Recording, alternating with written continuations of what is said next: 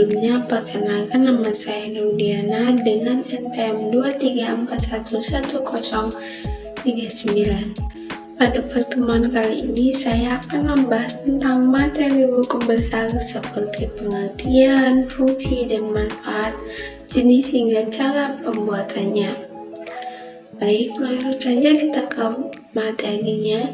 Yang pertama, pengertian buku besar. Nah, buku besar ini berisi kumpulan transaksi yang telah dicatat dalam jurnal umum dan jurnal khusus. Secara sederhana, buku besar digunakan untuk menggolongkan dan mengelompokkan akun perkiraan yang sama agar memudahkan identifikasi atau akuntansi. Nah, para ahli juga memberikan pengertian sebagai berikut. Yang pertama, oleh Gito Brahmana, yaitu tahap pencatatan akhir dalam akuntan yang menampung ringkasan data yang telah dikelompokkan dari jurnal. Yang kedua, Adi Firmansyah, yaitu kumpulan akun-akun yang digunakan untuk merangkum transaksi yang telah dicatat dalam jurnal umum. Nah, perusahaan juga biasanya memiliki buku besar dengan jenis-jenis yang berbeda tergantung pada jumlah transaksi, jenisnya, dan volume. Perusahaan juga biasanya memiliki buku besar dengan jenis-jenis yang berbeda tergantung pada jumlah transaksi, jenisnya, volume, dan informasi yang diinginkan perusahaan. Pencatatan dalam buku besar juga disebut juga posting, dilakukan setelah pencatatan selesai pada jurnal umum. Terdapat dua golongan akun dalam buku besar, yaitu akun real dan akun nominal. Nah, akun real itu muncul pada pencatatan neraca seperti aktiva atau aset, utang, liabilitas, dan modal. Nah, untuk akun nominal terdapat dalam laporan laba rugi seperti pendapatan dan beban-beban. Yang kedua, fungsi dan manfaat buku besar.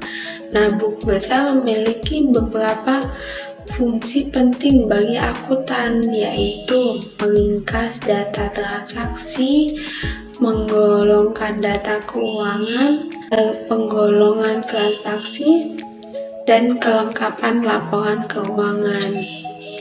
Nah, meringkas data transaksi itu sendiri yaitu buku besar digunakan untuk merangkum data transaksi yang telah dicatat dalam buku jurnal umum. Yang kedua, menggolongkan data keuangan, yaitu membantu mengklasifikasi data keuangan dan memberikan informasi tentang jumlah dan kondisi rekening atau akun yang sebenarnya. Yang ketiga, dasar penggolongan transaksi, menjadi dasar untuk mengelompokkan transaksi yang telah tercatat dalam jurnal sebelumnya atau jurnal umum. Yang keempat, kelengkapan laporan keuangan, yaitu sebagai sumber informasi penting dalam penyusunan laporan keuangan. Selain itu, buku besar juga memberikan manfaat tambahan bagi para akuntan, seperti menyeimbangkan laporan keuangan, menyediakan catatan utama dari laporan keuangan, memberikan petunjuk terhadap aktivitas transaksi yang aneh atau tidak biasa, membantu mendeteksi manipulasi data atau tindakan curang dalam pencatatan, dan dapat digunakan untuk mengevaluasi kesehatan finansial perusahaan atau bisnis. Yang ketiga, jenis-jenis buku besar.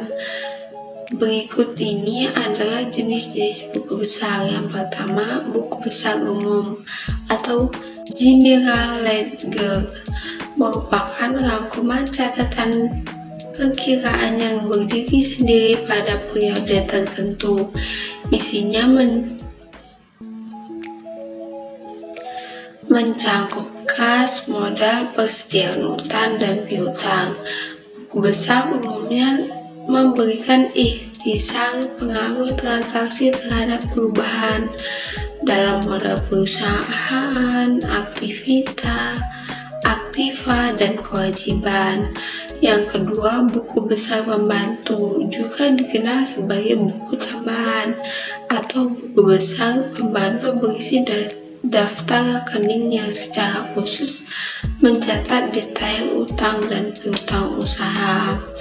Yang ketiga, buku besar kreditor atau creditors ledger digunakan untuk mengumpulkan informasi hanya dari satu jurnal, yaitu pembelian.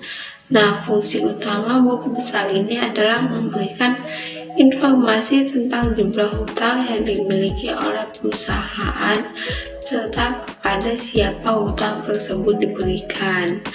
Yang keempat, buku besar debitor atau debitor ledger merupakan tempat pengumpulan informasi dari jurnal penjualan saja.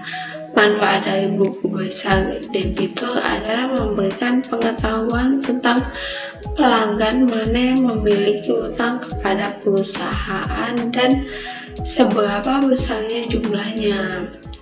Yang keempat, atau yang terakhir, cara membuat buku besar. Nah, berikut ini adalah cara membuat buku besar menggunakan mikroskop Excel. Yang pertama, persiapan. Pastikan semua transaksi telah dicatat dalam buku besar jurnal sebelum memulai pembuatan buku besar. Yang kedua, gunakan daftar yang telah disiapkan untuk memilih nama akun atau rekening pada buku besar. Pengaturan ini menggunakan fitur validasi data pada Excel dengan memilih kriteria validasi, mengizinkan, dan pilihan list dari data yang tersedia. Selanjutnya, jumlah transaksi rekening debit dan kredit serta hitung saldo rekening tersebut. Dalam langkah ini, gunakan rumus SUM IF pada Excel untuk menghitung total transaksi berdasarkan akun tertentu. Kemudian dapatlah diproses hasil saldo rekening dengan menghitung selisih antara total debit dan total. Baik, cukup sekian presentasi yang dapat saya sampaikan. Saya akhiri. Wassalamualaikum warahmatullahi wabarakatuh.